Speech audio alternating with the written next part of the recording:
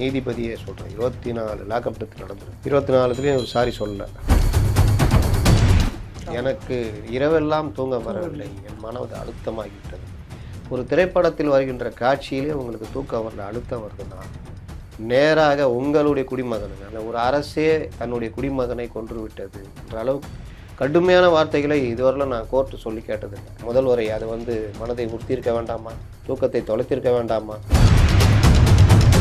என்ன சாரினா அவ்வளோ பெரிய வழி தீர்ந்துருமா? 50 லட்ச ரூபா கொடுத்தா தீர்ந்துருமா? அரசு வேலை கொடுத்தா, வீட்டு மனை பட்டை கொடுத்தா பையன் வந்துடுவானா? ஏதோ நடந்துச்சுப்பா, சரி வாங்கிட்டு போ, இந்த காசை வாங்கிக்கன்ற மாதிரி இருக்குது. அவரை சுற்றி ஒரு வளையம் இருக்கிறது, அதுக்குள்ளேயே அவர் இருக்கார், பாதுகாப்பாக இருக்கார். அவங்க சொல்கிறத நம்புகிறார், அவங்க நடக்க சொன்னால் நடக்கிறார், அவங்க யாருக்காவது செல்ஃபி எடுக்க சொன்னால் செல்ஃபி எடுத்துக்கிறாரு. புதுமண தம்பி காலில் விழுவாங்க, வாழ்த்துங்கன்னு சொன்னால் வாழ்த்துறாரு. 2 குழந்தைங்களை தூக்கி கொஞ்சணும்னா கொஞ்சிறாரு. திரும்ப திரும்ப நீதிமன்றங்கள், இந்த ஆட்சியில் அதிகமாக நீதிமன்றங்கள் தலையிட்டு பல விஷயங்கள் நடந்திருக்கு. அது அண்ணா நகர் சீமையாக இருக்கட்டும், அண்ணா யூனிவர்சிட்டியாக இருக்கட்டும், எந்த விவகாரம் இருந்தாலும் நீதிமன்றம் தலையிட்டு தான் இது. சாத்தான் குலத்தை வச்சு எப்படி அரசியல் பண்ணாங்களோ, இன்றைக்கி இவர்கள் இதிலே இவங்களும் சிக்கிக்கிட்டாங்க. நாளை நமது நேயர்களுக்கு வணக்கம்.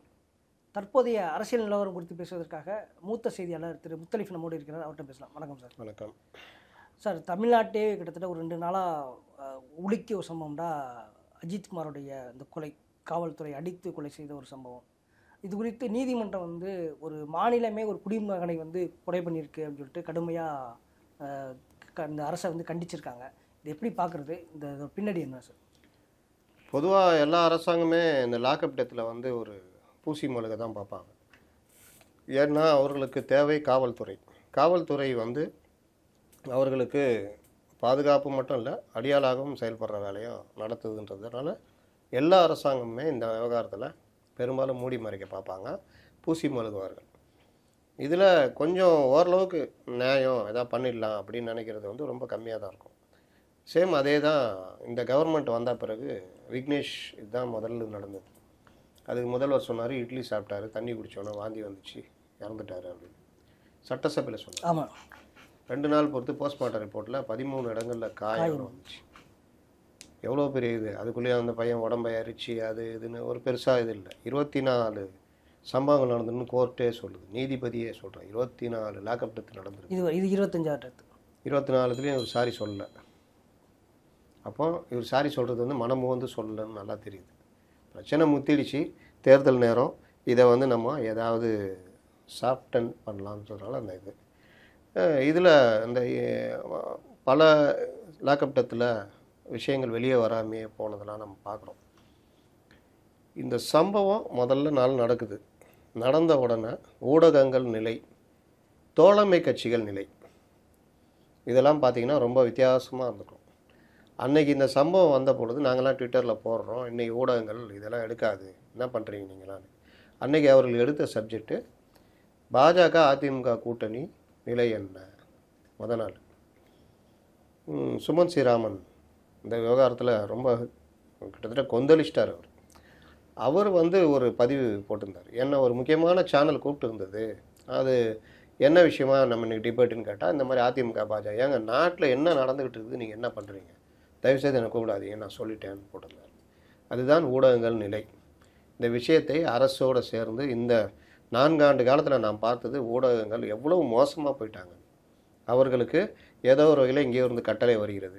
ஒருத்தர் நம்மளுக்கு கட்டளை பிறப்பிக்கிறாருன்னா அவர்கள்ட்ட நம்ம ஏதோ ஒரு வகையில் சிக்கி இருக்கோன்னு அர்த்தம். அது அரசு கேபிளாக இருக்கலாம், இல்லாட்டி ஆதாயங்களாக இருக்கலாம். அப்போ கட்டளைனா முன்ன மாதிரிலாம் கூட கிடையாது. முன்னெல்லாம் கொஞ்சம் அரசல் புரசலாக கேள்விப்படுவோம். இப்போல்லாம் நேரடியாக இவரை தான் டிபேட் கூப்பிடணும், இவரை டிபேட்டு கூப்பிடவே கூடாது, இவரை நாங்கள் அனுப்புகிறோம். இந்த மாதிரி விஷயங்கள்லாம் ஒரு பக்கம். இன்னொரு பக்கம் தோழமை கட்சிகள். ஒரு விவகாரம் நடந்திருக்கு, அது சரியோ தப்போ, காவல்துறையில் லாக்அப் டெத்து நடந்திருக்கு. அப்போ தோழமை கட்சிகள்னு சொல்கிற இந்த கம்யூனிஸ்ட்டுகள், விடுதலை சிறுத்தைகள், இவர்கள்லாம் யாருக்கு இருக்காங்க, எளிய மக்களுக்காக இருக்கின்ற கட்சிகள்னு. திமுக அதிமுக கூட நீங்கள் வேறு மாதிரி பேசலாம், கம்யூனிஸ்ட்டுகளை நீங்கள் இது பண்ண முடியாது. எளிய மக்களுக்காகனா உடனே கொண்டு போனால் கம்யூனிஸ்ட்காரன் வருவாயா அப்படின்னா. விடுதலை சிறுத்தைகள் தாழ்த்தப்பட்ட மக்கள், இது பட்டியலின மக்களுக்கான ஒரு பார்ட்டின்ற மாதிரி மற்ற கட்சிகள். ஆனால் இவர்கள் யாராவது இந்த விஷயத்தை கண்டிச்சாங்களான்னு பார்த்தீங்கன்னா முத நாள் வாயே திறக்கல. அதற்கு பிறகு எப்படி கண்டிக்கிறாங்கன்னா, காவல்துறை இந்த மாதிரிலாம் பண்ணுது, இது எப்படி சரியாக இருக்கும், காவல்துறையை சீர்திருத்தம் செய்யணும்னு. இதே மாதிரி ஆட்சியின் கடைசி ஆண்டில் இதே ஜூன் மாதத்தில் சாத்தான்குளம் சம்பவம் நடந்தது. அன்னைக்கு இவர்கள் பண்ண ரியாக்ஷன்லாம் பார்த்தீங்கன்னா வேறு லெவல். முதலமைச்சருக்குலாம் தகுதி இருக்கா, பதவி வழங்கணும், முதலமைச்சர்லாம் இதற்கு முதல்வர் பொறுப்பேற்கணும்னு அனைத்து அன்றைக்கு இருந்த எதிர்க்கட்சிகள் எல்லாம் இன்றைக்கி இருக்கிற முதல்வர் உட்பட அவ்வளோ பேசுனாங்க, ப்ளக்கார்டு பிடிச்சிக்கிட்டு நின்னாங்க. நடிகைகள் அவர்களுக்கும் யதார்த்த வாழ்க்கைக்கும் அவங்களுக்கும் சம்மந்தமே இருக்குது. அவங்க உலகமே தனி. அவங்கள்ட்ட ஏதாவது கேட்டால் கூட அவங்களுக்கு தெரியாது. அந்த அளவுக்கு பொது அறிவில் ஞான சூன்யமாக இருப்பாங்க. அவர்கள்லாம் பொங்குனாங்க. அப்படின்னா என்ன அர்த்தம்னா, இதை ஒரு கரெக்டான ஒரு ட்ரெண்ட் ஆக்கணுன்ற வேலையை அஜெண்டா செட் பண்ணி பண்ணாங்க. இன்னைக்கு அதனால தான் இன்னைக்கு அவர்கள் யாரும் பொங்கவில்லை. நாம் எல்லாம் மிச்சர் சாப்பிட்டுக்கிட்டு இருக்கிறோம் அப்படின்னு சொன்னார் ஜெய்பீம் கதாநாயகன். சொன்னாரா? இந்த ஆண்டின் தொடக்கத்தில் ஜெய்பீம் படம் வெளியே வந்துச்சு. அது வாச்சத்தி கொடுமையினுடைய ஒரு பாகம், ஒரு சின்ன பிட்டு. அதை பார்த்துட்டு ரிவ்யூ எழுதினார் சிஎம். எனக்கு இரவெல்லாம் தூங்க வரவில்லை, என் மனது அழுத்தமாகிவிட்டதுன்னு. ஒரு திரைப்படத்தில் வருகின்ற காட்சியிலே உங்களுக்கு தூக்கம் வரல, அழுத்தம் வருதுன்னா நேராக உங்களுடைய குடிமகனுங்க, உங்களுக்கு கூட ஓட்டு போட்டுடலாம், சொல்ல முடியாது. உங்களுக்கு அவன் நேர்மையாக வாழணும்னு நினச்ச பையன், யாரையும் ஏமாற்றி வாழணும்னு நினைக்கிறேன். பேரம் பேசணும் கூட படியலை அவங்க. அப்படிப்பட்ட பேரத்துக்கு படியலை. அவ்வளோ நேர்மையானவர்கள். 50 லட்சம் ரூபாய் சாதாரண விஷயம் இல்லை. அவ்வளோ நேர்மையானவர்கள். அவர்கள் அந்த பையனை கொன்ற பொழுது, அதாவது நீங்கள் லைட்டாக அடித்தாங்க செத்துட்டாங்க, காவலர்களை எதிர்பார்க்கல அப்படின்னு கூட போட, திடகாத்திரமாக இருக்கக்கூடிய ஒரு 29 வயது இளைஞர் அடி நாடி அந்த அடி அவனு மிளகா கரைசலை ஊற்றிருக்காங்க. இது எல்லாம் நம்ம சொல்லாங்க, கோர்ட்டு சொல்லுது. கண்டிப்பாக கோர்ட்டு ஓப்பனாக அடிக்கிறார் ஜட்ஜி. நேற்று அந்த வீடியோ எடுத்தவரவே நேரம் சாட்சி காமிக்கிறாங்க. வாயில் மிளகா பொடி, இந்த மாதிரி அநியாயம் பண்ணிருக்கீங்க. ஒரு அரசே தன்னுடைய குடிமகனை கொன்று விட்டது என்ற அளவுக்கு கடுமையான வார்த்தைகளை இதுவரையிலும் நான் கோர்ட்டு சொல்லி கேட்டதில்லை. அந்த அளவுக்கு பதிவு பண்ணும் பொழுது இந்த கொடூரம் எவ்வளோ விஷயம். முதல்வரை அதை மனதை உறுத்தியிருக்க வேண்டாமா, தூக்கத்தை தொலைத்திருக்க வேண்டாமா, ஃபோன் பண்ணி சாரிம்மா. இல்லை அந்த அந்த சாரி கூட எவ்வளோ ஒரு யதார்த்தமாக கடந்து போகக்கூடிய ஒரு சாரியாக இருக்குது. ஒரு ஏன்னா ஆழ்ந்த வருத்தம் இல்லை. அந்த விவகாரம் உங்கள் உள்ளத்தை தரிக்கவில்லை. இப்போ நீங்கள் ஒருத்தருக்கு ஒரு கஷ்டம் அப்படின்னா அந்த கஷ்டத்தில் 2-3 விதம் இருக்குது. அந்த குடும்பத்தோடு சேர்ந்தவங்களை பார்க்கும்பொழுது அவங்களுக்கு கஷ்டம், அதுதான் ரொம்ப பாதிக்கும் அவங்கள. உற்றார் உறவினர் நண்பர்கள் இருக்கும்போது அவங்களுக்கு 2ஆம் பட்சமாக அந்த துயரம் இருக்கும். இன்னும் வெளியிலேருந்து பார்க்குறவங்களுக்கு சாதாரணமாக இருக்கும். ஆக்சிடெண்ட்டை நம்ம எப்படி பார்க்குறோம், யாருக்காவது நடந்து செத்து போகிறாங்கன்னா செத்து போனான்னு பண்ணுறோம். ஆனால் அந்த குடும்பத்துக்கு அது பெருந்துயரம். அந்த இறந்து போனவருக்கு நண்பராக இருக்கவங்களுக்குலாம் அது ஒரு பெருந்துயரம். சரி, நம்ம போகிறோம், அந்த குடும்பத்துக்கு ஒரு விபத்து நடந்திருக்கு, நம்ம போகிறோம், அந்த குடும்பத்துக்கு ஆறுதல் சொல்கிறோன்னா நம்ம இயல்பாக இருக்கிறோன்னா நமக்கு எப்படி அங்கே ரியாக்ட் பண்ணணும்னு நமக்கு தெரியாது. முதல்ல இது நடிக்கிறவனா நல்லா நடிப்பான், அவன் அழுகிற மாதிரி மூஞ்ச வச்சுக்குவான், அதெல்லாம் பண்ணுவான். யதார்த்தமாக இருக்கிறவன் இது பண்ணுவான், கையை பிடிச்சிக்குவான். நான் என்ன சொல்லணும்னு நான் எதிர்பார்த்தேன்னா, அம்மா நான் உண்மையிலேயே நான் ரொம்ப மனம் வருந்துறேன், இந்த மாதிரி ஒரு துயர நிகழ்வு நடந்திருக்கக்கூடாது, எனக்கு ரொம்ப இதுவாக இருக்குது, தமிழக அரசு உங்கள் பக்கம் நிற்குதுமா, நீங்கள் தைரியமாக இருங்க, சட்டத்தின் முன்னாடி யாரும் தப்பிக்க முடியாது, இவர்களை யார் தவறு செய்திருந்தாலும் நான் நடவடிக்கை எடுக்கிறேம்மா, நீங்கள் தைரியமாக இருங்கம்மா, பார்த்துக்கலாமா, என்னுடைய ஆழ்ந்த இரங்கலை தெரிவிச்சுக்கிறேன், எனக்கு உள்ளபடியே எனக்கு இந்த செய்தி கேட்டோன்னா ரொம்ப வருத்தமாகிடுச்சு, சொன்னீங்கன்னா கரெக்டாக இருக்கும், அம்மா சாரிம்மா அப்படின்னா சாரிப்பா அப்படின்ற மாதிரி இருக்கு. கடந்து அவங்க தம்பி கேள்வி கேட்குறாரு, இப்படி கூப்பிட்டு போயிட்டு விசாரணை கூட்டி போய் பண்ணிட்டாங்களேன்னு கேட்குறாரு. அதை கடந்து போகணுன்ட்டு தான் பார்க்குறாரு ஒழிய அது குறித்த ஒரு விளக்கமோ எதுவுமே கொடுக்குறதுக்கான ஒரு. நேற்று அவர்களுடைய ப்ரெஸ் மீட்டுடைய நோக்கம் அங்கே கோர்ட்டு விசாரணை நடந்துகிட்டு இருக்குது, அடுத்து அந்த அப்சர்வேஷன் ஜட்ஜி கேட்குறது இதெல்லாம் ஓடிக்கிட்டு இருக்குது. முன்ன மாதிரி நீதிமன்றங்கள் கிடையாது, நீதிமன்றத்தை நீங்கள் லாகின் பண்ணி பார்க்கலாம், ஆன்லைனில் பார்க்கலாம். அப்போ அந்த மாதிரி விஷயங்கள் உடனுக்குடன் சேனல்களில் ஸ்க்ராலிங் ஆகும், அதுவும் போகும் பொழுது இதை டைவர்ட் பண்ணணும், என்ன பண்ணுறது. அந்த கேள்விகளும் பார்த்தீங்கன்னா தயாரிக்கப்பட்ட கேள்விகள். உங்களுடைய ஆட்சியின் சாதனைகளை சொல்லுங்கள் ஐயா, நீங்கள் இதை எப்படி பண்ண போகிறீங்களா, எதிர்க்கட்சி தலைவர் போகிறாராமே, இப்படி போகிறார், இப்போ தான் போகிறாரு, நாங்கள் எப்போ மக்களோட இருக்கோம் அப்படின்னு அந்த இடத்துல ஒரு கேள்வி இந்த இதை பற்றி வருது. அந்த கேள்வியும் முழுமை பெறாமல், அந்த பதில் முழுமை பெறாமல் அடுத்து இது பண்ணப்படுது. இதையெல்லாம் தான் உங்களுக்கு இந்த உலகத்தை, இந்த தமிழ்நாட்டில் என்ன நடக்குதுன்னு காமிக்காமல் கொண்டு போய் சேர்த்துரும். அதனுடைய விளைவு தான் அவருக்கு இந்த மாதிரி விஷயங்கள்லாம். சார் அது ஒன்றும் இல்லை சார், இவங்களை எதிர்கட்சிகள்லாம் கிளப்புறாங்க, நீங்கள் சும்மா பேசிடுங்க அப்படின்னா அவர் எப்படி பேசுவார்? அவராக இன்ட்ரெஸ்ட் எடுத்து இந்த விஷயத்தை தெரிஞ்சுக்கிட்டாருன்னா அவருக்கு அந்த கோபம் வரும். ஆனால் இப்படி அடிச்சிருக்காங்க, இப்படி பண்ணியிருக்காங்க, ஏன்னா என்ன ஆட்சி என்ன ஏதாவது ஜெயிக்கணும்னு நினைக்கிறீங்களா, ஏதாவது பண்ணணும்னு நினைக்கிறீங்களா? ஏதாவது ஒன்றன்னு பண்ணால் கூட இந்த மாதிரி இது எப்படி ஸ்பெஷல் டீம் போட்டிங்க? என்ன இது ஸ்டேஷனில் விசாரிக்காமல் ஸ்பெஷல் டீம் கூட்டு போய் விசாரிச்சுன்றாங்க. எஃப்ஐஆரே போடலையே, வழக்கே பதிவு எஃப்ஐஆரே போடலையே, அட்லீஸ்ட் சிஎஸ்ஆர் கூட போடலையே. கோர்ட் இந்த கேள்வி கேட்குது, என்ன பண்ணிட்டு இருக்கிறீங்கன்னு கேட்டு ஏறினா பயம் வரும். அப்போ அந்த அம்மாட்ட ஃபோனை கூட்டினா அப்போ அந்த வழி தெரியும். நம்மளும் பிள்ளை பெற்றவன்றப்போ, அம்மா சாரிம்மா, இந்த மாதிரி விஷயத்துக்கு நான் வந்து ரொம்ப வருத்தப்படுறேன் அப்படின்னு எடப்பாடி பேசுகிறாருல இன்றைக்கி. எதாவது பார்த்து படிக்கிறாரா?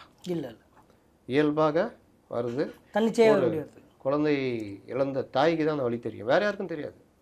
நம்மளாம் பார்வையாளர்களாக இருப்போம். கண்டிப்பாக அந்த சகோதரன் கூட ஒரு பார்வையாளனாக இருப்பான். அவனுக்கு அந்த இழப்பு எப்போ தெரியும்னா, வீட்டில் டெய்லி ஒரு ஜீவன் வந்துட்டு போயிட்டு இருந்ததே இல்லையே அப்படின்னு தெரியும். இந்த ட்ரெஸ்ஸை பார்க்கும்போது தெரியும். தாய்க்கு கணவர் 2004 இறந்து போயிட்டார்.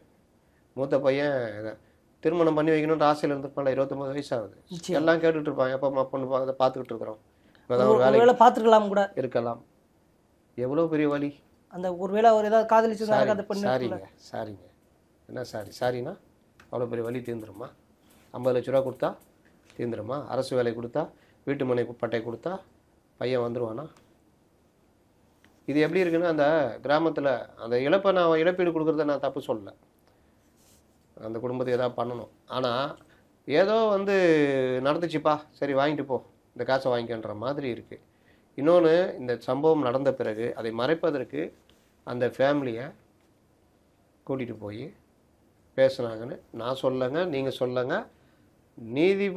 நீதிபதி அவருடைய தீர்ப்பில் எழுதியிருக்காரு. கண்டிப்பாக இன்டைம் ஆர்டரில் அவர் சொல்லியிருக்காரு, 3 திமுகவினர் கொடிக்கட்டின காரில் கூட்டிகிட்டு போய் 50 லட்ச ரூபா கொடுக்குறதா அவங்க வந்து குற்றம் சாட்டுறாங்க அந்த மனுதாரர்கள் அப்படின்னு. மனுதாரர்கள் குற்றச்சாட்டை அவருடைய தீர்ப்பில் சொல்லணும்னு அவசியம் இல்லை, இந்த இன்டைம் ஆர்டரில்.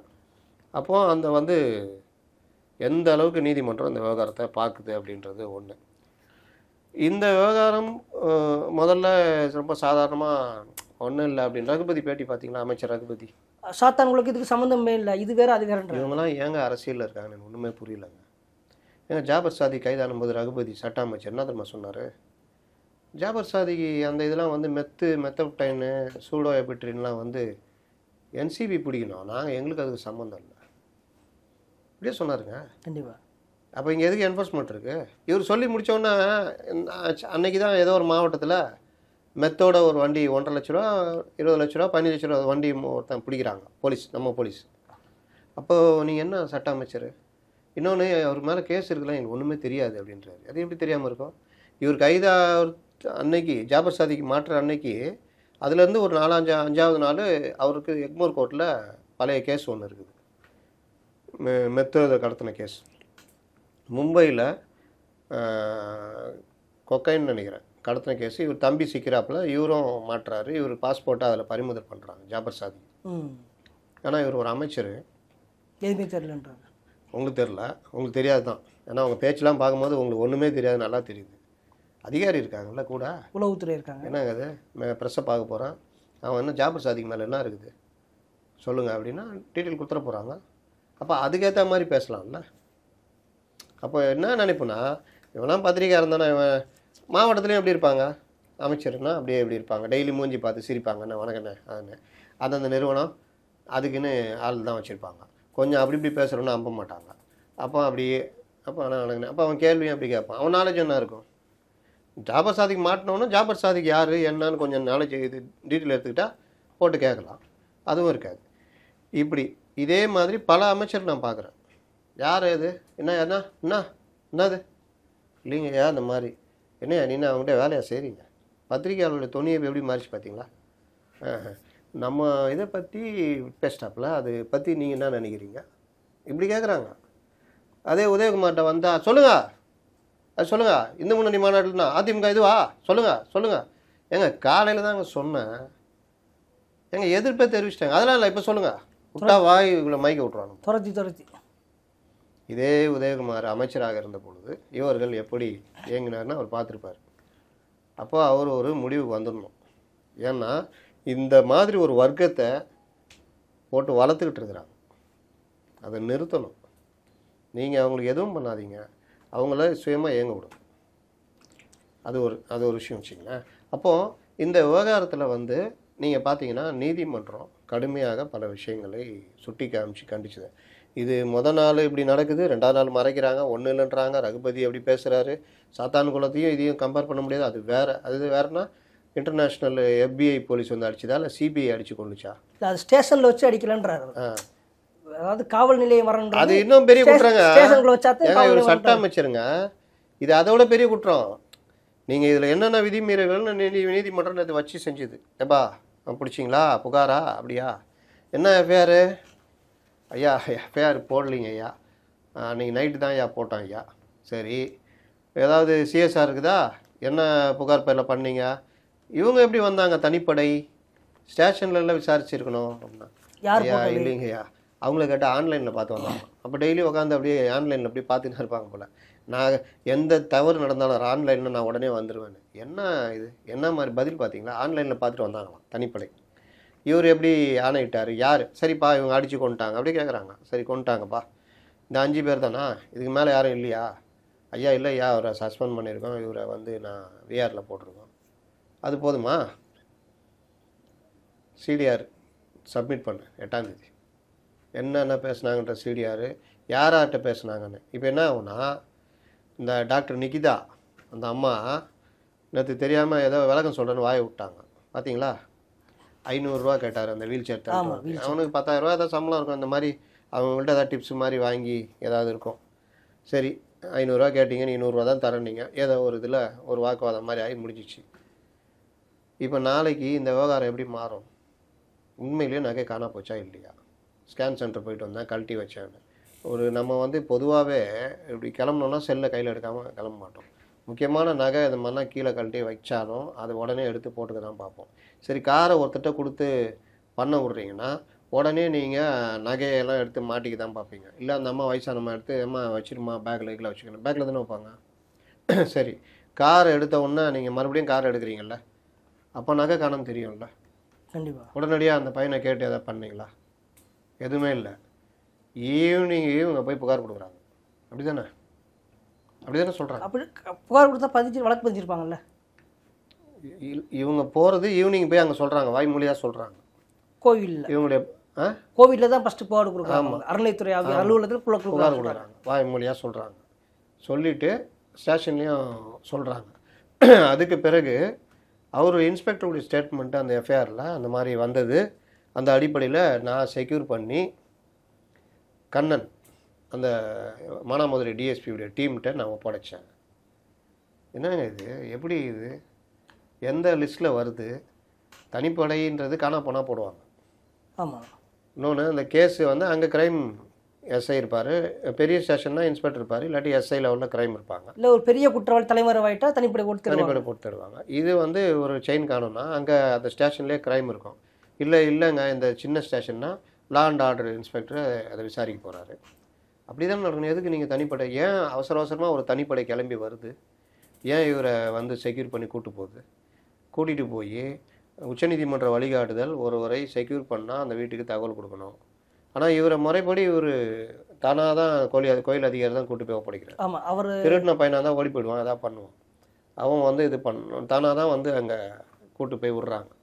அப்போ அந்த தனிப்படைக்கிட்ட எப்படி ஒப்படைக்கிறீங்க? 24 மணி நேரத்துக்கு மேலே அவங்க ஏன் வச்சுக்கிட்டு இருக்கிறாங்க? அது உச்சநீதிமன்ற வழிகாட்டுதலை மீறுது. 3வது எங்கெல்லாம் கூட்டு போய் வச்சு அடிக்கிறது, இந்த இதை வந்து தம்பியும் கூட்டு போய் அடிச்சிருக்காங்க. தம்பி இன்னும் 2-3 பேர் இவன் அடித்தாலாமல் யார் வண்டி எடுத்து ஒரு ஆள் விட்டுருப்பான், அப்போ கூட ஒரு ஆள் இருந்திருப்பான், பக்கத்தில் இருந்திருப்பான், இந்த மாதிரி கொஞ்சம் பேர் அடிக்கிறாங்க. தம்பினா இவன் தம்பிகிட்ட கொடுத்துருப்பானோன்னு தம்பி. இது வந்து பொதுவாக க்ரைமில் பண்ணுவாங்க, அந்த வேலையை பண்ணுவாங்க. இல்லாட்டி இவன் ஓடி போயிட்டானா வீட்டில் இருக்கிறவங்களை கூட்டு போய் ஸ்டேஷனில் உட்கார வச்சுருவாங்க. இந்த மாதிரிலாம் பண்ணால் தான் கொண்டு வருவான் பயந்து போயின்றது. அப்போது இந்த மாதிரி விஷயங்களில் வந்து நீங்கள் தோப்பில் அடிக்கிறது, கோயிலில் அடிக்கிறது, நீ கூட்டு போகிறதெல்லாம் ஜனங்க பார்க்குறாங்க, வீடியோவில் பதிவாகிருக்குது. ஒருத்தன் பாத்ரூம் போனாலும் 30 செகண்டு வீடியோ வேறு எடுத்துட்டாப்புல ஆமாம். அடிக்கிறது. எப்படி வந்து நடந்தால் பிறகும் இவங்க எஃப்ஐஆர் எப்படி எழுதுறாங்கன்னா, ஐயா இந்த மாதிரி ஐயாட்ட நான் இது பண்ணேன், நான் செக்யூர் பண்ணேன், விசாரித்தோம், சிறிது நேரம் ஓய்வு எடுத்து விட்டு மீண்டும் எப்படி சிறிது நேரம் ஓய்வு எடுத்துட்டு மீண்டும் விசாரிச்சாங்களாம். அப்போ வந்து இன்னொருத்த பேர் சொன்னான், அவனை கூட்டு வந்து கேட்டால் அவன் நான் இல்லை இவன் தான் எடுத்திருப்பான்னு அவனும் சொன்னானான். இப்படியே இது பண்ணோன்னே ஒளிச்சு வச்சிருக்கேன்னாரான். கூட்டு போய் பண்ணப்போ தப்பிச்சோட பார்த்து தடி விழுந்தாரான். மீண்டும் நான் வந்து ஸ்டேஷனுக்கு வந்துட்டேன், மற்றவங்க பிடிச்சவங்கள அவங்களெல்லாம் அவர் உறவினர்கிட்ட ஒப்படைக்கிற பணிக்கு நான் வந்துட்டேன். அப்போ பிரபுன்னு ஒருத்தர் ஃபோன் பண்ணுறாரு, மறுபடியும் தப்பிச்சு ஓட பார்த்து தடிக்கு விழுந்து வலிப்பு வந்துச்சு, நாங்கள் மருத்துவமனை கொண்டு சென்று கொண்டிருக்கோம் அப்படின்னு. அப்போது இதில் என்னென்ன லேப்ஸ் இருக்குதுன்னு இது ஒரு பக்கம். இது எல்லாம் நடந்த சம்பவங்க. இவங்க போட்ட எஃப்ஐஆர் இதெல்லாம் முடிஞ்சிச்சு. லாஸ்ட்டில் இந்த வழக்கு கோர்ட்டுக்கு வந்துச்சு. ஹென்றி திபேன் அதிமுக வழக்கறிஞர் பிரிவு, இன்னொருத்தர் மகாராஜன் சொல்லி இந்த பல்லு போடுங்கனாரில் பைல் சிங் அதில் இது பண்ண மகாராஜன், அப்புறம் இன்னொரு ஒரு ஒரு இவர் அவர் இந்த மாதிரி பொது விஷயங்கள்லாம் பண்ணுறவர், இவங்க எல்லாம் சேர்ந்து அந்த பெட்டிஷனர்ஸ். அப்போ அந்த இதை ஒவ்வொருத்தருடைய வாதங்கள் இதெல்லாம் வரும்போது நீங்கள் ஜட்ஜி கேட்குற கேள்விகள்லாம் இவங்களால் பதில் சொல்ல முடியல அரசு தரப்பில். ஒரு கட்டத்தில் அவர் ஆர்டர் போட ஆரம்பித்து பண்ண ஆரம்பிச்சு இதெல்லாம் சொல்கிறார், அரசே தன்னுடைய குடிமகனை கொண்டுச்சு அப்படின்னு ஒவ்வொன்றா இது பண்ணும்பொழுது அவங்க அரண்டு போய் டக்குன்னு மேலேருந்து ஃபோன் வருது, சிபிஐ கூட நாங்கள் ஒத்துக்கிறோங்க. ஆனால் முதல்ல வந்துட்டு எதிர்கட்சி தலைவர் சிபிஐ கேட்குறாரு, அப்போ சிபிசிஐடி இதே சொல்கிறாங்க. ஆனால் கோர்ட்டுடைய மறுபடியும் அழுத்தத்தின் காரணமாக சிபிஐக்கு ஒத்துக்கிறோம். கோர்ட்டு போட்டு ஆர்டர் போட்டுருமோன்ற இது ரொம்ப பெருசாக போகணுன்னா சிபிஐ கூட ஒத்துக்கிறோன்னா அவர் ஆர்டர் ரிட்டனாக கொடுங்கன்றார். ஆனால் அப்புறம் ஆர்டர் போட்டதில் பார்த்தீங்கன்னா அவர் சொன்ன பல விஷயங்கள், ஃபஸ்ட்டு அவர் என்ன சொல்கிறாருன்னா, யார் யார் அதிகாரி பேசணும் எல்லா சிடிஆர் எடு. இதில் இன்னொரு பெரிய அயோக்கியத்தனம் என்னென்னா, அந்த இடத்துல இவங்க ஃபாரன்சிக் தான் வந்து அதை இது பண்ணணும். இது 174 சஸ்பீஷியஸ் டெத்து, அதுவும் லாக்அப் டெத்து, மேஜிஸ்ட்ரேட் விசாரணை கீழே தான் போயிடும். போலீஸ் விசாரிக்க முடியாது, தெரியும்ல, லாக்அப் டெத்து தான். அப்போ மேஜிஸ்ட்ரேட் வந்து தான் அதை பார்க்கணும், ஃபாரன்சிக் வந்து தான் அதை கலெக்ட் பண்ணணும் மெட்டீரியலை. அவன் அடித்த அடியில் யூரின் போயிட்டாப்புல, மோஷன் போயிட்டாப்புல, ரத்த காயங்கள் இருக்குது, மிளகு கரைசல் மிளகா கரைச்சி ஊற்றிருக்காங்கன்னு கோர்ட்டே பல விஷயங்களை அவர் ஆர்டர் காப்பியில் எழுதியிருக்காரு. குச்சி வச்சு அடிச்சான்னு இவங்க சொல்கிறாங்க, ஆனால் வந்து பைப் வச்சு அடித்தா கோர்ட் சொல்லியிருக்கு. கோர்ட்டு கேட்குது அடித்தா எப்படி இதாகும் அப்படி இப்படின்னு. அப்போ இந்த மாதிரி விஷயங்கள் எல்லாத்தையும் வந்து ஒரு டிஎஸ்பி ஒரு கோணிப்பையில் அள்ளிட்டு போயிட்டார். அது வந்து சட்டப்பிரகாரம் சாட்சியங்களை தடயங்களை அழித்தல். அநேகமாக அவர் மேலே நடவடிக்கை வரும்னு நினைக்கிறேன் கண்டிப்பாக. அப்புறம் அந்த டிஎஸ்பி ஆர்டர் போட்டார், அவருக்கு எங்கேருந்து ஆர்டர் வந்துச்சு? அதான் யார் அந்த சார், யார் அந்த விஐபி? அப்போ ஒவ்வொரு சம்பவத்தையும் ஏதோ ஒரு சார் வந்துடுறாரு, யார் அந்த சார்னு. அப்போ இவங்களுக்கு ஏதோ செல்வாக்கு இருக்குது சொல்லி பண்ணுறாங்க. இதில் எஸ்பி தேவையில்லாமல் அதுதான் சொல்கிறேன், எவனோ ஒருத்தன் எங்கேயாவது இது பண்ணுறான்னா இந்த கேட்டுட்டு ஆடுறது அப்பாவி தானே, அவன் போய் அடி இது பண்ணுன்றப்போ செத்ததுனால இவ்வளோ விஷயங்கள் வருது பேசுகிறோம். அந்த பையன் சாவில் வெறும் கை மட்டும் உடஞ்சிச்சு, அதுக்கப்புறம் இது பண்ணிட்டானா அது பாத்ரூமில் வழுக்கு விழுந்தான்னு இதே ஊடகங்கள் எழுதும். அதே தான் அவர் திருச்சி எம்எல்ஏ அவர் இனிகோ இருதிராஜ் அவர் ஒரு கேள்வி கேட்டிருக்காரு டிஜிபி பார்த்து, இது போன்ற காவலர்களும் வலிக்கு விழுவாங்களா, தப்பிச்சு ஓடுறப்ப சுடு என்கவுண்டர் நடக்குமா அப்படின்ற மாதிரி கேள்வி கேட்டிருக்காரு. அவர் மட்டும் கேட்கலாங்க, இவங்க கூட்டணியில் இருக்கிற மார்க்சிஸ்ட் கம்யூனிஸ்ட் கட்சியுடைய மாநில செயலாளர், அதுனா அங்கே ஸ்பெஷல் பாத்ரூமு, கைதிகள் மட்டும் வலிக்கு வந்து அடிப்படுறது, இன்ஸ்பெக்டர் இவங்களாம் இது பண்ண மாட்டாங்கன்னா. அப்போ அந்த செய்தியாளர் கேட்குறாரு, அப்போ காவல்துறையுடைய அடக்குமுறை வன்முறை இருக்குதா, டார்ச்சர் இருக்கானா? இருக்குது, அதில் என்ன உங்களுக்கு சந்தேகம் அப்படின்றாரு. இந்த ஆட்சியில் இருக்கானா? இருக்குது அப்படின்னு அவர் ஓப்பனாக பேட்டி கொடுத்த ஒரு 2-3 வாரம் பொறுத்து இந்த சம்பவம் நடக்குது. இதே இது இன்றைக்கி ஒரு வக்கீல் பேட்டி கொடுத்துருக்காரு, சதாசிவம்னு பேர், இந்த சிவகங்கையில். சிவகங்கை ஃபுல்லாகவே இந்த வேலை தான் பண்ணுவாங்க. நான் ஒரு பாஸ்போர்ட் வெரிஃபிகேஷனுக்கு எங்கள் உறவினர் 3000 ரூபா லஞ்சம் கேட்டாங்கன்னு என்னை கூப்பிட்டாரு. நான் கூட போனதுக்கு, நீ வெளியூர்லேருந்து வந்துட்டு வக்கீல் நீ எனக்கு பண்ணுறியான்னு என்னை அடித்தாங்க. அது சம்மந்தம் நான் புகார் கொடுத்து யாருமே எடுக்கலை, எஸ்பியும் கண்டுக்கலை, கலெக்டரும் கண்டுக்கலை, கோர்ட்டில் போட்டு இன்றைக்கி அது ஒரு வழக்கு போய்கிட்டு இருக்குது. அன்றைக்கி என்னுடைய புகார் மேலே நடவடிக்கை இருந்தால் இன்றைக்கி இந்த மாதிரி சம்பவம் நடந்திருக்காது. இன்னொன்று முக்கியமானது, இன்றைக்கி டிஜிபி தனிப்படைகளை கலைத்துள்ளார். ஆமாம், கமிஷனர் பேசினதா ஒரு இது ஒன்று போகுது, தனிப்படை அந்த படை இந்த படை எதுவும் இருக்கக்கூடாது, அவசியம் ஏற்பட்டால் எதாவது பிடிக்கிறதுக்கு ஸ்பெஷல் டீம் போடலாம், மற்றபடி தனிப்படையெல்லாம் போடக்கூடாதுன்னு அவர் பேச. வாரண்ட் இல்லாமல் யாரையும் கூப்பிடக்கூடாது, நைட்டில் இது பண்ணக்கூடாது, வாரண்ட்லாம் கூடக்கூடாது. இன்னொரு பக்கம் இவர் தனிப்படைகள் எது இருந்தாலும் அன்அஃபிஷியலாக எல்லாத்தையும் கலைச்சிருக்கன்ட்டாங்க. ஆனால் இதுக்கு முன்னாடி சொல்ல வேண்டியது என்னென்னா, இந்த எஸ்பி தனிப்படை, டிஐஜி தனிப்படை, ஜேசி தனிப்படை, டிசி தனிப்படை, இந்த மாதிரி தனிப்படைகள், இப்போ டிஎஸ்பி தனிப்படை கூட நம்ம கேள்விப்படுறோம் இந்த விவகாரத்தில். இந்த இவர்கள்லாம் பண்ணுற வேலை இருக்குது பார்த்தீங்களா, இவங்க நேரடியாக அதிகாரிகிட்ட பேசுவாங்கல்ல, அதனால் ஸ்டேஷனை இவங்க மதிக்கவே மாட்டாங்க. ஸ்டேஷன் லிமிட்டில் யாரையாவது தூக்கிட்டு போவாங்க, எதாவது பண்ணுவாங்க. இன்ஸ்பெக்டர் கூட கேட்க முடியாது, கேட்டால் அவன் டைரெக்டாக எஸ்பி ஸ்பெஷல் டீமு.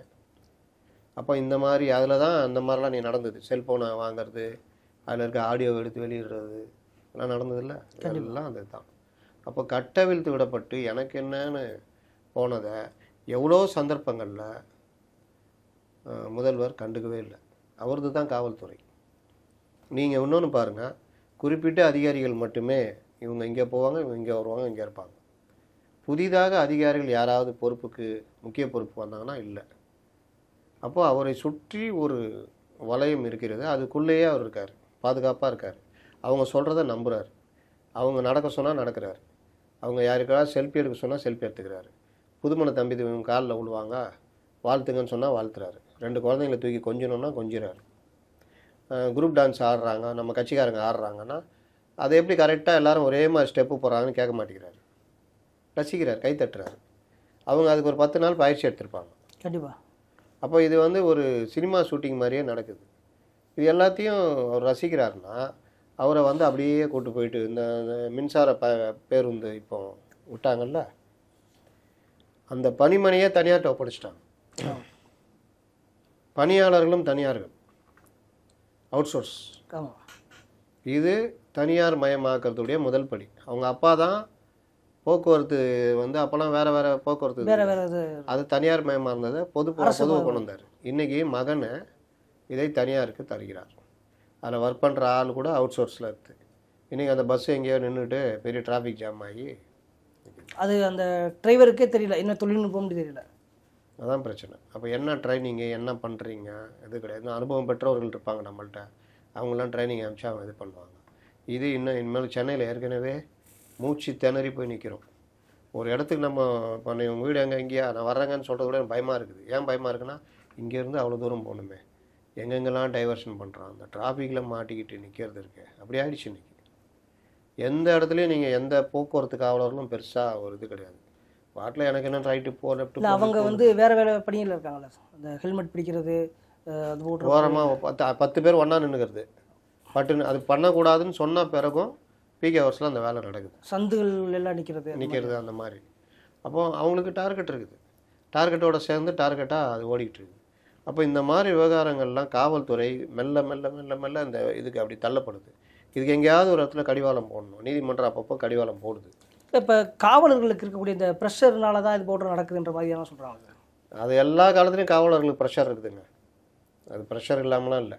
காவல்துறை பணின்றது ஒரு பக்கம் அதிகாரமிக்க பணி. நீங்கள் ஒரு போலீஸ்ன்னு சொல்லிட்டு நீங்கள் எங்கே வேணால் போய் என்ன வேணால் பண்ணிகிட்டு இருக்கலாம்.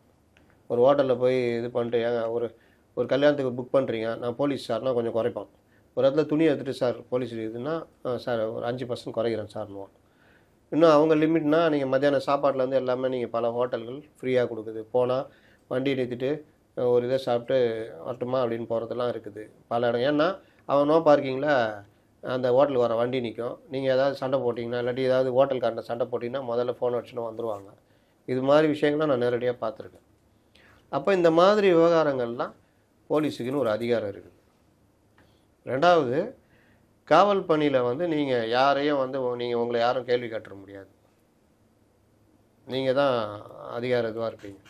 அதற்கேற்றார் போலே ஒர்க்கு லோடும் இருக்கும். கண்டிப்பாக. இங்கே என்ன மாறிடுச்சுன்னா, இந்த ஓய்வு பெற்ற காவல்துறை அதிகாரிகள் இப்போ இருக்கிற காவல்துறை இவங்களாம் ஆடலி அது இதுன்னு இஷ்டத்துக்கு பெரும்பாலான ஃபோர்ஸ் அங்கே திருப்பிவிடப்படுது.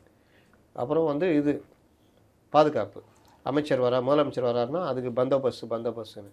அப்போ மேன் பவர் கம்மியாக இருக்குது. குறிப்பிட்ட ஒரு வருஷத்துக்கு இத்தனை பேர் எடுக்கணும், 8000 பேர் 10,000 பேர், ஏன்னா ரிட்டையர் ஆவாங்க, தேவை ஏற்படும் அப்படிலாம். அது கரெக்டாக நடக்குதான்னு பார்த்தா அது இல்லை. அப்போ அந்த போர்ஸ்லாம் யார் மேலே விடலாம், வழக்குகள் தேக்கம் மற்ற இதெல்லாம். அப்போ தான் அது சந்தர்ப்பத்தில் என்ன பண்ணுறது, ஒரு சின்ன இது வந்தால் பைக் காணும் அதுன்னு போனால் போய் தேடியா ஒரு 2 நாள் தேடிட்டு வா, பாரு எங்கே விட்ருக்க இல்லை ஏது பண்ண பாரு. இப்படி எல்லா விஷயத்துக்குமே இந்த தட்டி கழிப்புன்றது நடக்குது. ஆனால் இங்கே மட்டும் 9 சவரனுக்கு ஒரு ஸ்பெஷல் டீமு டெம்போ ட்ராவலர் தூக்கிட்டு வந்து இது பண்ணியிருக்குது. அப்போனா இதுக்கு பின்னாடி ஏதோ ஒரு ஒரு சக்தி அழுத்தமான இருக்கிறது, சக்தி அழுத்தம் இருக்கிறது அப்படின்னு. எஸ்பிஐ மீறியே இருக்கிறது, எஸ்பிஐ ஸ்டேஷனுக்கு வராரு, அந்த அளவுக்கு இருக்குதுன்றது தான் இந்த விவகாரத்தில். அதனால் நீதிமன்றம் இந்த விவகாரத்தை கையில் எடுத்தது. நீதிமன்றங்கள் மூலியமாகவே இவர்களுக்கு திரும்ப திரும்ப அதிகாரிகள் தான் பண்ணிக்கிட்டு இருக்கிறாங்க. ஆனால் முதல்வருக்கு ஒரு விஷயம் புரியணும். திரும்ப திரும்ப நீதிமன்றங்கள் இந்த ஆட்சியில் அதிகமாக நீதிமன்றங்கள் தலையிட்டு பல விஷயங்கள் நடந்திருக்கு. அது அண்ணா நகர் சீமையாக இருக்கட்டும், அண்ணா யூனிவர்சிட்டியாக இருக்கட்டும், எந்த விவகாரம் இருந்தாலும் நீதிமன்றம் தலையிட்டு தான் இது. அப்போ நீதிமன்றங்கள் தலையிட்டு தான் நீதி கிடைக்கணுமா? அவ்வளோ தூரமாக பண்ணுறீங்கன்ற கேள்வி அவர் கொஞ்சம் கொஞ்சம் வந்தாலே இந்த இந்த இந்த அமைப்பு முறைகள் சரியாகும். அப்போ இவ்வளோ நாளாக ஸ்பெஷல் டீம் போட்டு இவ்வளோ அராஜகம் பண்ணியிருக்கீங்கன்றதுனால தான் நீங்கள் கலைக்கிறீங்க. கண்டிப்பாக இல்லைங்க, ஸ்பெஷல் டீம்லாம் கரெக்டு தாங்க, அவங்க பண்ணது தப்பு, அதுக்காக அதை வந்து நீங்கள் அந்த சிஸ்டத்தை தப்பு பண்ண சொல்ல முடியாதுங்க அப்படின்னு சொல்லி கலைக்கிறீங்கல்ல. அப்போ இதுக்கு பின்னாடி தப்பு இருக்குதுன்னு தெரியுது இல்லை? ஏன்னா அதிகாரிகளே எனக்கு கேட்டிருந்தாலும் சொல்லியிருப்பாங்க, சார் அவங்க டீம் வச்சுக்கிட்டு அவங்க ஆட்டம் ஓவராக இருக்குது சார், யாரையும் கேட்குறதில்ல, யாரையும் மதிக்கிறதில்ல, இவர்கள் பண்ணுறதுனால காவல்துறைக்கே கெட்ட பேர் வருது சார்னு க்ளீனாக ரிப்போர்ட் போயிருக்கும். அதனால தான் அந்த ஸ்பெஷல் டீம் மாதிரி இது பண்ணுறாங்க. அதனால் இந்த விவகாரம் பெரிய கரும்புள்ளி. சாத்தான் குலத்தை வச்சு எப்படி அரசியல் பண்ணாங்களோ இன்றைக்கி இவர்கள் இதிலே இவங்களும் சிக்கிக்கிட்டாங்க. அஜித்குமாருடைய இது இந்த ஆட்சிக்கு பெரிய அவப்பெயர். நீங்கள் என்ன தான் அவருக்கு அரசு வேலை, அவங்க வீட்டு மனைன்னு கொடுத்தாலும் உங்களுடைய செயல் மற்ற இது எல்லாமே வந்து நிரூபிச்சிருச்சு. அதனால் இந்த விவகாரத்துலேருந்து இந்த இது மீள்றதுன்றது ரொம்ப கஷ்டம். சார், நேற்று சிஎம் வந்து அவங்க குடும்பத்திட்ட பேசும்போது இந்த விஷயத்தில் யாருமே தப்பிக்க விட மாட்டேன்னு சொல்கிறாங்க. ஆனால் 50 லட்சம் ரூபாய் பேரம் பேசினது அந்த திமுக நிர்வாகிகளை வந்து பேரோட சொல்கிறாங்க, கோர்ட்டில் சொல்கிறாங்க. அது குறித்து கட்சியாக எந்த ஒரு நடவடிக்கையோ இல்லை எதுவுமே வந்து அந்த எஃப்ஐஆர் அவங்களோட பேர் சேர்க்கப்படலை, கட்சி ரீதியாக எந்த நடவடிக்கையும் எடுக்கப்படலை சார் இது வரைக்கும். இது அடுத்தடுத்த அழுத்தங்கள், அதுவும் நீதிமன்றம் தான் பண்ணணும். இப்போ நீதிமன்றம் வந்து கேட்டிருக்குது, இல்லை யார் யார் சம்மந்தப்பட்டிருக்காங்க, எல்லாம் சிடிஆர் ரிப்போர்ட் வேணும், சிசிடிவிலாம் கொண்டு போயிட்டாங்க வந்து. ஆமாம், எடுத்து கோயில் இதில் வந்துட்டு எஸ்ஐ எல்லாத்தையும் அந்த எல்லா டீட்டெயிலும் அந்த சிடிஆர் உட்பட தூக்கிட்டார். அதை எப்படி தூக்கிட்டு போகலான்னு கேட்டு அதை இது பண்ணி உடனே மேஜிஸ்ட்ரேட்டு தலைமையில், மாவட்ட நீதிபதி தலைமையில் விசாரணை நடத்தி 8ஆம் தேதி எனக்கு அறிக்கை சப்மிட் பண்ணுங்கன்னு சொல்லியிருக்காங்க. அந்த தடயங்கள் இந்த மாதிரி சேகரிக்கப்பட்டதெல்லாம் மாவட்ட நீதிமன்ற பாதுகாப்பில் வைங்க, அந்த ஸ்டேஷன் இதில் வைக்கக்கூடாதுன்ட்டாங்க. இதெல்லாம் வந்து நீதிமன்றம் இவர்களை எப்படி பார்க்குறாங்கன்றது ஒன்று நம்ப முடியாதான்றாங்க. அப்போ அந்த வேலையை பண்ணுற தான் இவங்க பண்ணது ஸ்பெஷல் டீமு. திமுக பிரமுகர்கள் எங்கேருந்து வந்தாங்க? 50 லட்ச ரூபா எங்கேருந்து கொடுப்பீங்க? யாரோட காசு அது? யாருடைய காசு? எவ்வளோ பெரிய அநியாயமாக இருக்குது பாருங்கள். இந்த இதை நம்மளா சொல்கிறோம், அந்த குழந்தை அந்த பையன் சொல்கிறான், அந்த ஃபேமிலி சொல்லுது. அவங்க நினச்சா அப்போ அவங்கள வந்து பிறல் சாட்சி ஆக்கிறதுக்கு ட்ரை பண்ணுறாங்க. உயிர் போனாலும் பரவாயில்ல, அந்த உயிருக்கு 50 லட்ச ரூபா மதிப்பு, இந்த அப்படி வச்சுக்கோ, கம்முன்னு இரு அப்படின்றது.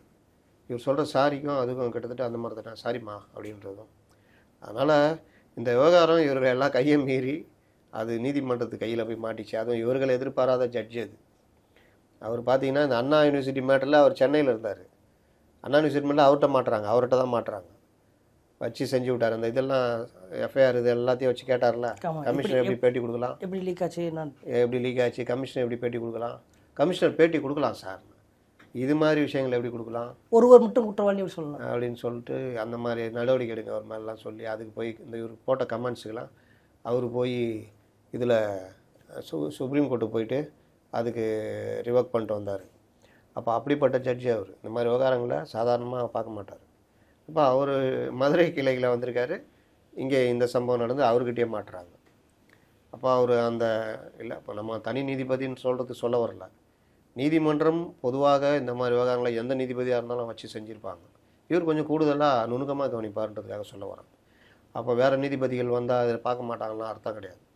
இவர் ரொம்ப நுணுக்கமாக பார்ப்பார். அதனால் அந்த அளவுக்கு இந்த விவகாரம் பெருசாக வெடிச்சிருக்குது. 8ஆம் தேதி மீண்டும் மறு விசாரணை வருது. இவங்க போயிட்டு நாங்கள் சிபிஐ விசாரணைக்கு உத்தரவிட்டோங்கன்னு அதை முடிச்சு வைக்க பார்ப்பாங்க. வேறு சில விவரங்கள்லாம் இருக்குல்ல, அதெல்லாம் வந்து இவங்க கேட்டிருக்கலாம் பதில் தாக்கல் பண்ணணும். 8ஆம் தேதிக்கு அப்புறம் என்ன மாதிரியான நிகழ்வு வாய்ப்பு? சிபிஐக்கான ப்ரொசீஜர் போயிடும், அந்த சிபிஐ கிட்ட ஒப்படைக்கிறது இந்த இது எல்லாமே போயிடும்.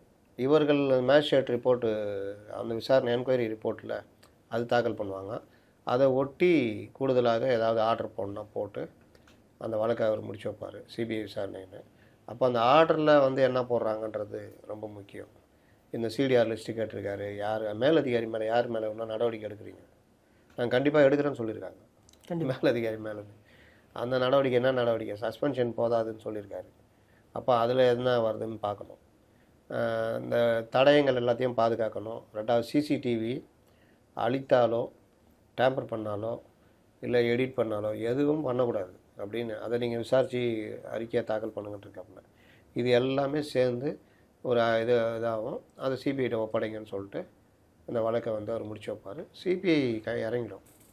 சிபிஐ இறங்கினா எனக்கு என்னென்னலாம் பண்ண முடியாது, அது இன்னும் சிக்கலாக மாறும். எனக்கு ரொம்ப வரவேற்க தகுந்த விஷயம் இந்த மாதிரி ஆட்களை கொலை வழக்கு பதிவு பண்ணி கைது பண்ணது.